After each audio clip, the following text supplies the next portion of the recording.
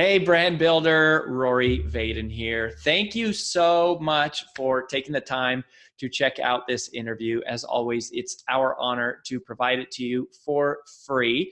And wanted to let you know there's no big sales pitch or anything coming at the end. However, if you are someone who is looking to build and monetize your personal brand, we would love to talk to you and get to know you a little bit and hear about some of your dreams and visions and share with you a little bit about what we're up to see if we might be a fit. So if you're interested in a free strategy call with someone from our team, we would love to hear from you. You can do that at brandbuildersgroup.com/podcall, brandbuildersgroup.com/podcall. We hope to talk to you soon.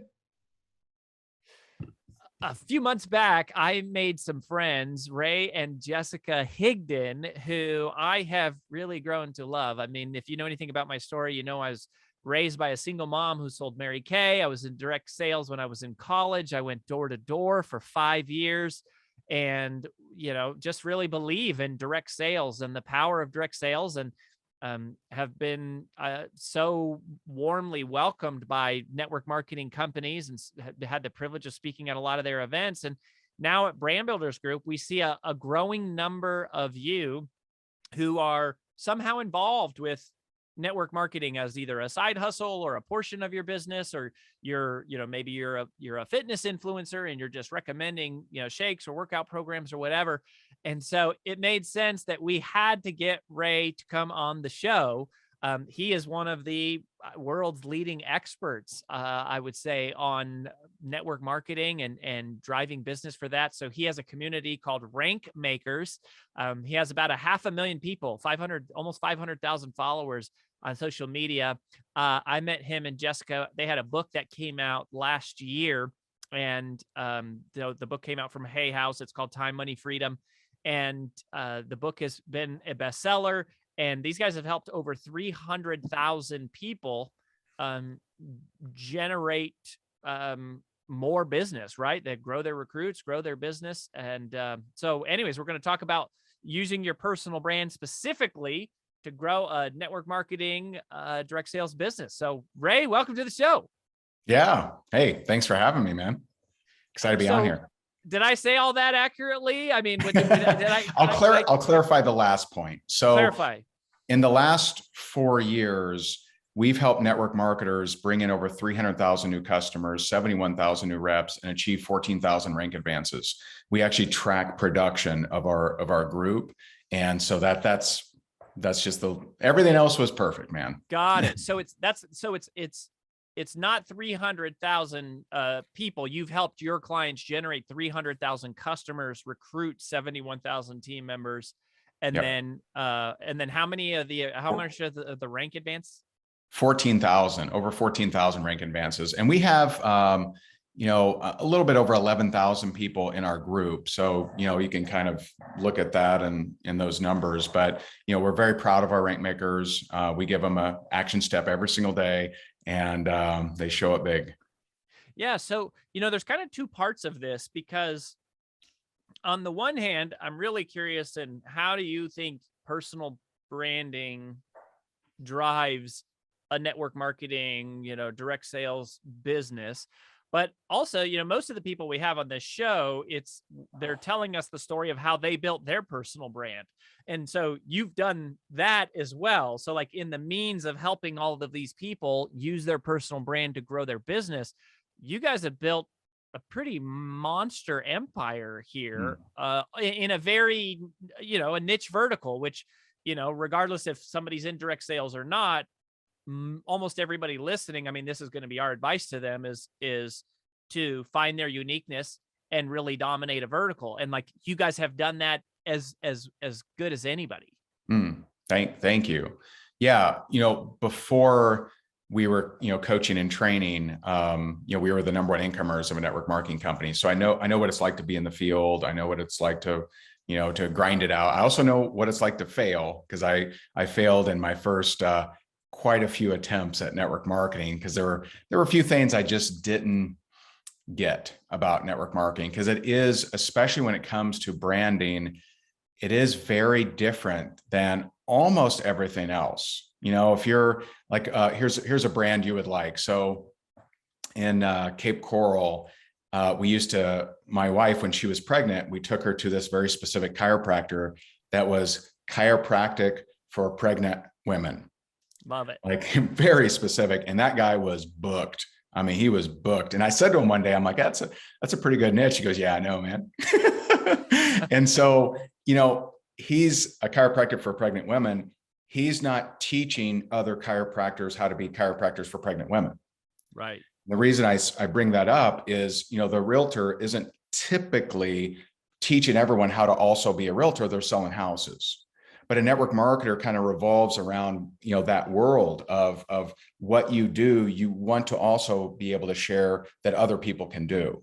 So I'm very hardcore when it comes to being duplicatable, but there's also nuances. There's nuances and pieces of that I don't think a lot of people know the distinctions of, but we've been able to, to navigate that. Yeah. And so I want to talk about this specific, so you mentioned that you guys were a top income earner, number one income earner at one of these network marketing companies. I feel like the whole issue of personal branding is a conflict.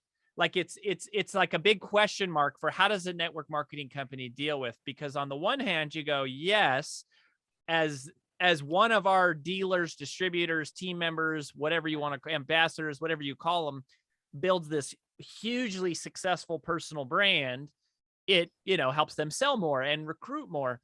On the other hand, I feel like there's a lot of conflicts of like, well, then they're doing their own thing. They're not really doing the company thing.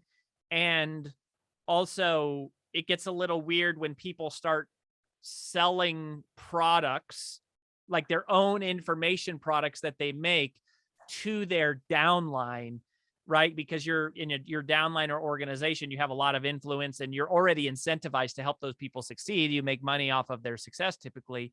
So like, how do you recommend people, like direct sales companies, navigate that or manage that? Or like, what are some of the philosophies either that you're employing or companies you go, yeah, I think they're kind of doing this well? Cause I honestly see both sides of it. Like I see going, hey, the company has a brand to protect. We've dumped a bunch of money into creating this product and this reputation back in infrastructure. And then also being like, well, yeah, well, if you're growing your social media following, like that's really your asset. So, not to start with the hard questions, but let's start with the hard ones. Yeah. It's interesting. So I remember, that company that we were the top income earners of, in 2013, it merged into a larger company. And that larger company, like I had a lot of internet marketers. I mean, I had like, in our space, I had probably the top like 40 internet marketers. I mean, Russell Brunson was in my team, Cedric Harris. I mean, just this big long list of gangster marketers that were in our team. And so, I met with their compliance and I'm like, hey, listen, I'm bringing a whole bunch of internet marketers over here. And this company was a big company, but it didn't typically have a lot of internet marketers. And I'm just like, I need to know that you guys are cool with this. And their big thing was, we just don't want you using our logo or our name. And I'm like, done deal. And I think that is, I think that's a smart approach, right? That's a smart approach to say, don't use the company name, don't use, the logo. And I mean, at the time, I don't know what it's like now. At the time, I mean, I was getting more traffic than their site. And it's like, look, I'm not going to use your name, because if I do, it actually hurts me, because I'm attracting all these other people in other companies. And so here's something that most people don't think about when they enter this discussion is, what if you brought in Brian Tracy? How are you going to handle that? Are you going to tell Brian Tracy, hey, stop selling your courses and books, bro? No, you're going to be like, yay, we got Brian Tracy, right? If you brought in, some guru, of course, they're going to continue to sell their stuff. And so if you can allow that, then how can you not allow, this over here? And so there's, for me personally, when I started selling courses, I didn't market them to my team.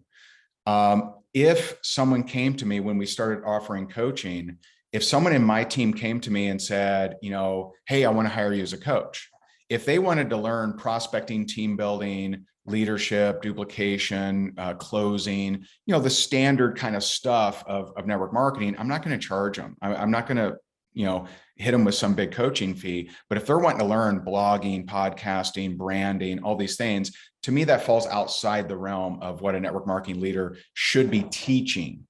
And so that was a little bit different story. I had a few people on my team that hired us as coaches, but it's because they wanted something that you wouldn't typically get in network marketing leadership.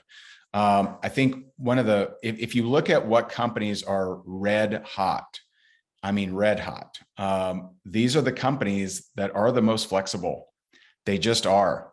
And, there's a lot of, we're not in the 80s where you can just put hedges up big enough so no one can, see outside of the company. Opportunities at every second of the day, you're presented with a new opportunity. So the influencer has a lot of options. And so I think it's a mistake if companies are saying, don't you dare build a personal brand. But I also think it's a mistake if an influencer says you must build a personal brand. So, for example, there's a lot of, and I know I go crazy on this topic here. For example, a lot of influencers, they'll bash cold market messaging, right? And so, we teach people how to send, simple messages to people that they don't know and actually get results, because some people don't want to build a brand. Some people don't want to, do all the attraction marketing stuff. They just want to get in and get out. Well, one of our students, Christina Danielle, she's the #1 recruiter in her company. It's for a pet supplies company, which she doesn't even have a pet. And she does it 100% through cold messaging. That's someone, she doesn't care to have a brand, doesn't want a brand, doesn't want to build attraction marketing. She just wants to get in. She's the #1 recruiter in that company. And so there's a lot of things that work in network marketing. I think the mistake is saying this is the only way. Don't you dare build a personal brand, or you have to build a personal brand. Yeah, well, it's interesting too, because back in 2013, that makes sense to me to go, yeah, blogging, podcasting, funnel, social media, definitely not part of the mainstream of what you would teach for network marketing. But today it probably is, right? To go, man, social media, a lot of these companies thrive, or maybe, I don't know, I'm not as much into it. I keynote at some of the events, but Sure. It sure seems like leveraging social media. You tell me, leveraging social media to grow your business is one way to do it. I very much hear you're saying you can do it cold, which I believe in. I was knocking on doors in 2006 when people had the internet, and people are going, no one is going to buy books. People have the internet. And yet I made more money than I had any of the previous summers. People will always buy from cold calling. It's not the easiest, most glamorous way to do it, but it totally works. So here's the difference. For example, way back when I first started, social media was bashed by every guru in network marketing. So 2009, every guru that is now all for it was like, oh, that doesn't duplicate, that's too complicated. I remember going to a conference, and one of the leaders in the company came up to me and said, hey, you're the guy that recruits a lot of people on Facebook, right? And I'm like, yeah, sure. And he said, well, I prefer duplication. And then I'm like, okay, I love that kind of stuff. And so, 5 months later, when I was the #1 incomer in the company, I kind of, waved him a little bit. And so I've been through all of that. Right now, you of course should be teaching your team social media for sure. To me, there's a distinction between teaching how to properly use Instagram, Facebook, how do you do reels, even TikTok, all of those are free platforms. To me, it's when you start to get one level above that, an email list, podcast, blogging that requires specific knowledge and tools. I think you should be teaching social media to your team, period. That should be part of the deal. So even now, if I was running a team, which we retired from building a team in 2016, if I was running a team right now, and someone wanted to learn social media from me, I would teach them. I wouldn't charge them for that if they were in my organization. Yeah, let's talk about that for a second. So what are some of the things that you should be doing, you know, and for those of you listening, like I just want to highlight and go, network marketing is really just marketing. Like direct sales is really just sales. Like whether you happen to be, selling a supplement and there's some type of override or whatever, or you're running a local donut shop, like there's not a lot of the principles apply. They don't always, but so just kind of keep that in mind. But like talking specifically about network marketing, Ray, like if somebody was just starting out today and they just signed with, whatever, pick your network marketing company, what should they be doing on social media / with their personal brand to immediately drive like revenue for their business, new customers? Yeah. And first, just regarding like, hey, sales is sales, marketing is marketing. It's smarter to think like a franchise. There's a line in Michael Gerber's E-Myth book that said the reason McDonald's franchises rarely fail is because they were designed to be ran by the person with the lowest level of skill. And so that's how we think about all of our training. Can the person with no skill, no influence, no business or sales background, can they do this thing that we're teaching?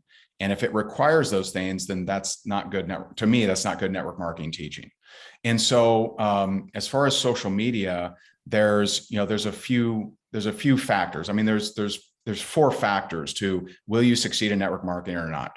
Pipeline, which is number of people you reach out to, follow up with, set appointments with, send samples to, if that's what your company does. Position, understanding the position of the prospect when you're in a conversation, right? So if they haven't expressed any interest, you have no knowledge, then you have to see if they're open first, not try to close them, see if they're open. 3, posture.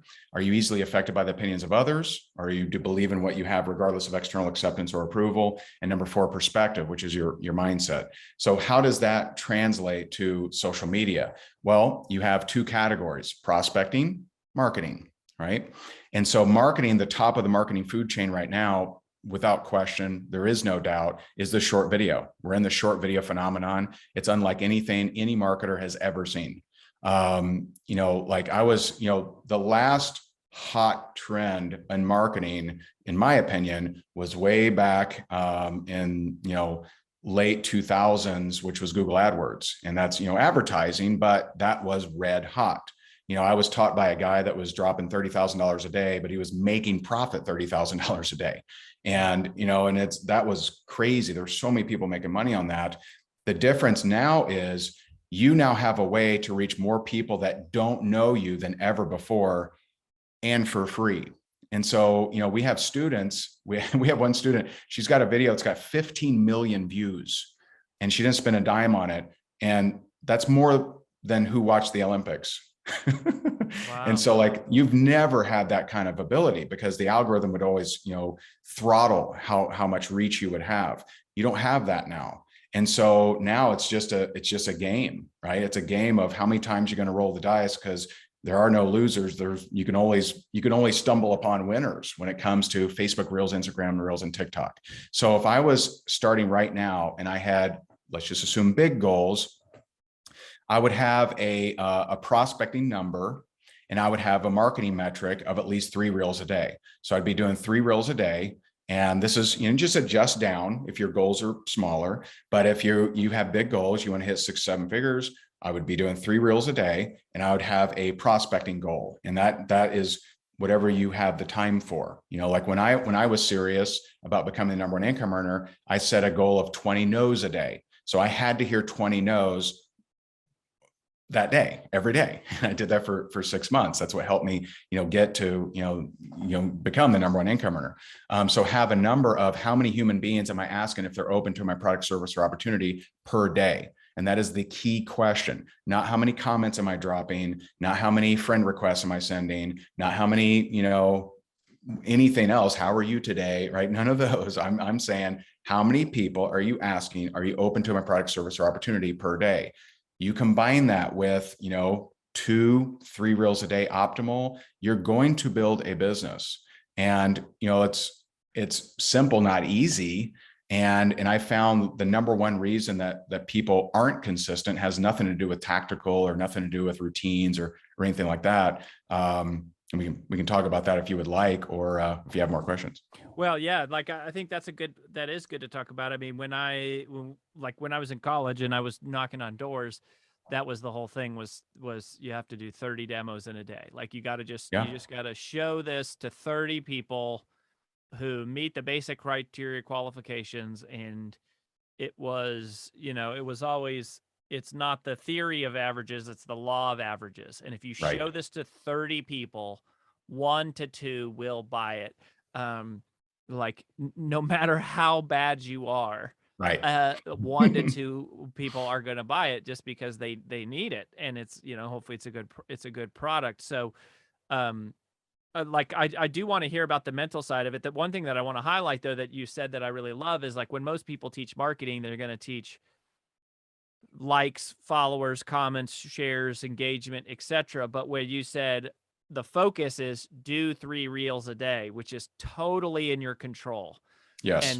And focusing on, or like the thing you can control. And it's like, I don't know how many views that'll be. I don't know how many followers I'll get. I don't know how many comments will show up, but like, I'm going to commit to 3 reels every single day is a hugely powerful shift.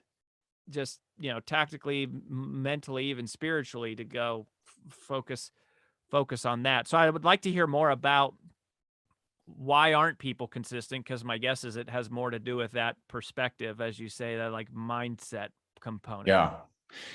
I've, because I'm a consistent guy. I mean, I did a video a day every day for 12 years straight, because I'm a lunatic. And so people have asked me over the years, hey, what's your daily routine, or how are you so consistent? And so I was a little slow at learning this, admittedly, looking back, but for the first like 5 or 6 years, I would just teach, here's my routine. And people are like, oh man, that's awesome. Thank you so much. Then they wouldn't do it. And so like, I'm like polling my students. I'm like, hey, who is anyone doing this? Nobody was doing it. And so I'm teaching. I'm like, okay, I got to up my game. I got to be a better teacher. And so I started asking myself, okay, why do I do it? I'm like, okay, a vision of who I want to become. So I started teaching that. Probably 5 to 8% of people started doing it. And I'm like, okay, there's got to be another answer. And what I realized is that there's 2 categories of people. There's the people that are borderline workaholics, like I was, that are hustling, grinding. And to talk about consistency is like that they're confused, right? Why do people, what do you mean? Because we're just designed for this stuff. And for me and a lot of people that I've now coached, that's actually a coping mechanism. It's actually a coping mechanism with not wanting to spend time with yourself, or actually having low self-esteem, which, I grew up in a very abusive home, and I didn't think that was affecting me anymore, but it was due to some of those issues of why I struggled to be present with people, why I struggled to have great relationships, but I was always consistent at working. The other 95% of people that aren't consistent, I have found 100% of the time, it is because they've drawn the wrong conclusion to success based on an observation they made as a kid. 100% of the time. So if you had a parent who was really, really successful and then lost it all, a program was most likely created in you that made you really scared of being ridiculed and never wanting to have a big fall. So if you are afraid of falling off the mountain, just don't ever climb it. And so what'll happen is people will get to this certain level, and then they'll just find themselves either distracted, they'll join a different company, or they'll just not be motivated anymore, because past this level is danger. And so the program is there not to hurt you, but to prevent you from feeling a way that really scares you, or becoming someone you don't want to become. If your parents were really successful and they ignored you, you very likely drew the conclusion that successful parent means ignore a kid, and I don't want my kids to feel that way. So I don't know why I can't get past this level.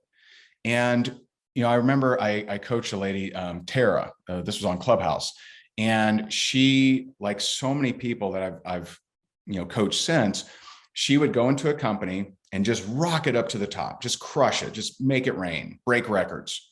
And then she would find something wrong and leave. And everyone's like, wait, she left? What the heck? And so she would go, she'd start another company, go up there and do, right? So this was her career, a bunch of rocket ships, and then she would find something wrong. And so I asked her, I said, what was your relationship like with your parents? And she said, oh, they're perfect, no drama, no trauma, no abuse, nothing. And they're awesome. They're perfect. I'm like, okay. And I know that programs often block memories. And so I said, hey, it's okay if we don't, figure it out today. And she's like, and she remembers catching her mom cheating on her dad. Now, 5 minutes before, she said they were perfect. And I now know what's going on, but she's like, well, what does that have to do with my career? Everything. As a kid, she was out of control.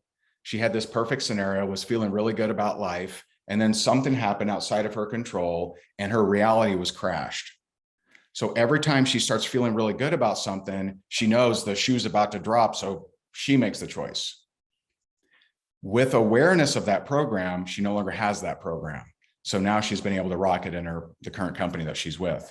But that's one example of hundreds of different examples I've seen where something happened in the past. Like if we have time, I'll give one more example. When people struggle with motivation. So hold on, before I want to hear this. Please. So I just want to make sure I'm hearing you correctly, that basically you're saying the reason that people don't perform is because there is some underlying program that was written, perhaps and likely subconsciously, yes, from the time they were young. Yes. That they carry with them. It operates in the background and it basically sabotages them because there's this kind of underlying program that's running in the background. Yes, absolutely. And it'll disguise itself as overthinking, perfectionism, procrastination, or just lack of motivation. Like mine, the one that I've discovered several, is when I was a kid in that house of abuse, some of the relatives knew that. No one did anything about it. And so a program was created of, I'm not a priority. That program, up until this last year and a half, I didn't realize it, but I was projecting that into every relationship I ever had, including the one with my wife. So I would locate and verify how I wasn't a priority. And that's why I really struggled with relationships. And if you struggle with relationships, there's going to be a cap to how much impact you can possibly have. And so, by me discovering my programs, I've been able to help a lot of people discover theirs.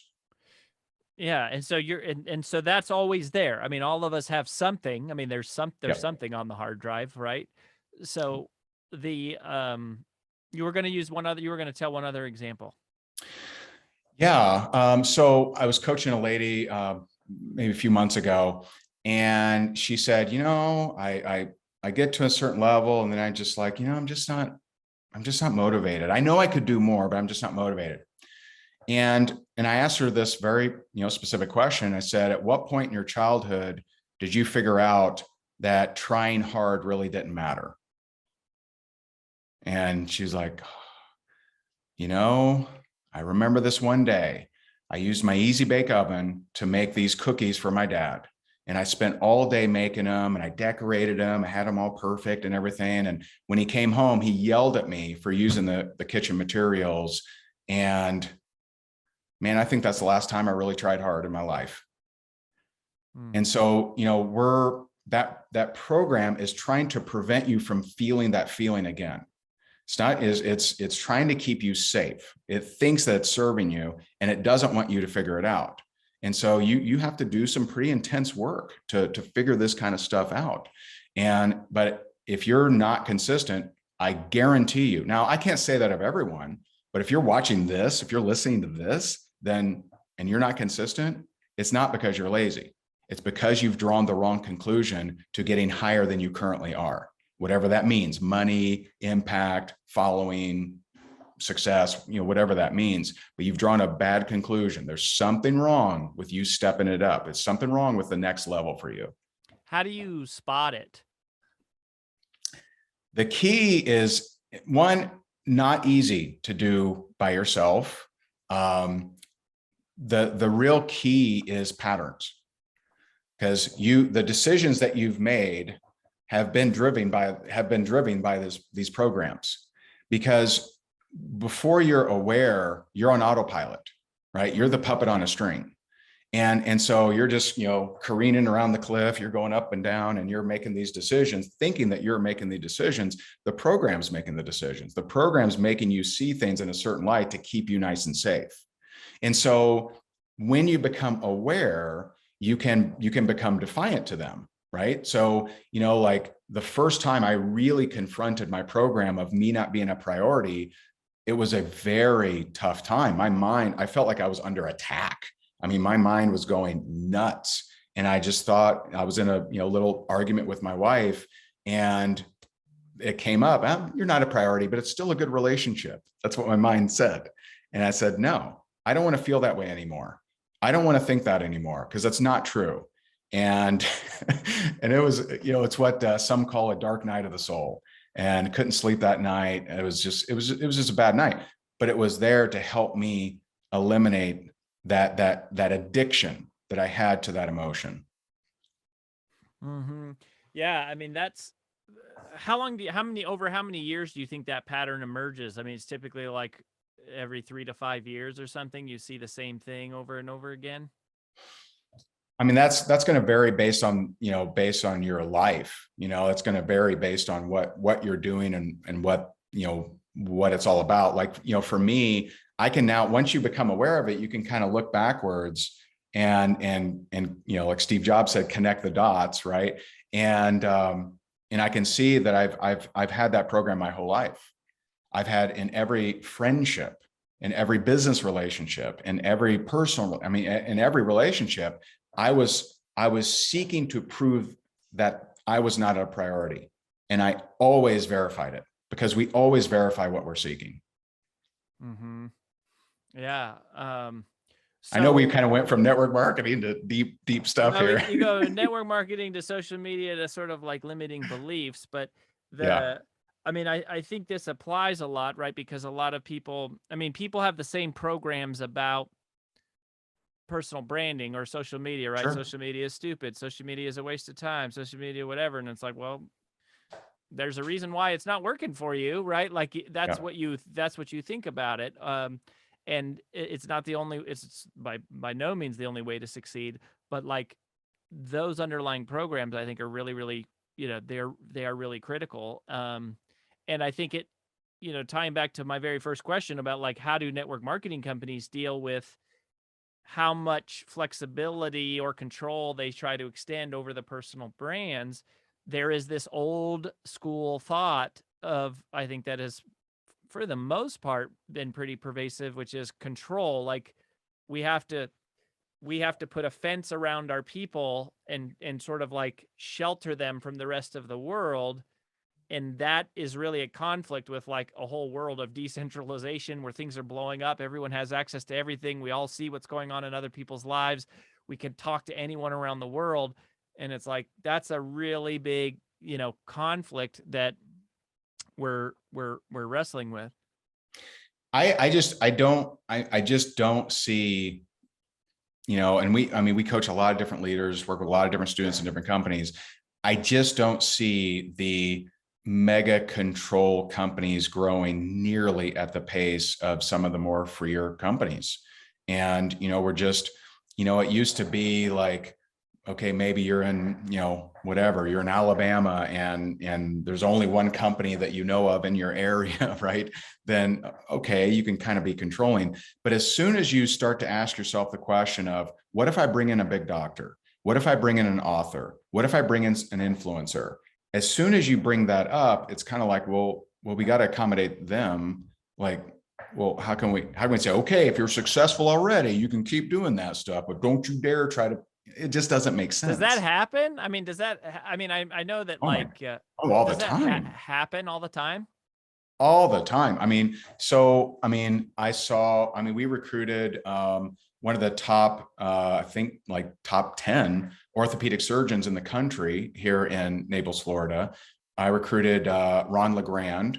You may know that name. I mean, I haven't stayed in touch with him, but he runs a big real estate investment, education company. I think they were doing 20 million a year. We brought in quite a few doctors, actually. Brought in different authors, brought in different speakers, for sure. And that's something that a lot of these influencers, they make money, but most of them don't have residual income. So I think it's actually very smart for an influencer, if done right, to have a network marketing thing on the background, on the back end. They don't talk about it every, reel or every, post, but to have one in the background so that they can start to build more residual income, because most people don't have that. Most business owners don't have that.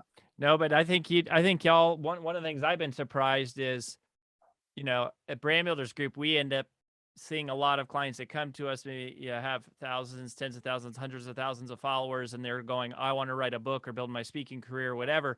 And we come to find out that somewhere in their back end, they have a network marketing, and that a lot of their money comes from the thing that's really financing the growth of their personal brand. In many cases, is more of the network marketing back end. It's not so much that they're making money from their personal brand. It's that they're using their personal brand and they're driving people to something on the back end. Like, I've been shocked at how common that is. Very, very common. I mean, it's kind of a natural thing of, if you gain success and you feel that limelight in a network marketing company, because network marketing companies are amazing at edification, making people feel good, feel appreciated. And so you get a taste of that, and, you may get a taste and you're at a point where to get a bigger taste is a really big leap, or you've already tasted all the limelight you can, possibly get, and you still want to grow, you want to stretch out. And so it goes from being the person, signing autographs in your company, to getting people outside your company to know you, which is actually beneficial for the company. And that's where, some companies, I think, misunderstand it. They think that they're going away. They're actually, going out into foreign lands and informing more people about that company, if they're treated right. If they're not treated right, then a lot of times that influencer is going to make a different decision. Yeah. Well, and the thing the thing I've never been able to understand about this is to go, one thing that I find to be pretty consistently true about most humans is they don't walk away from easy money. And if you just help them make more money, like, they're not going to leave. Like, they want, like, right. It's in their best interest, as it is in your best interest, for that personal brand to grow in whatever way it may be. Right.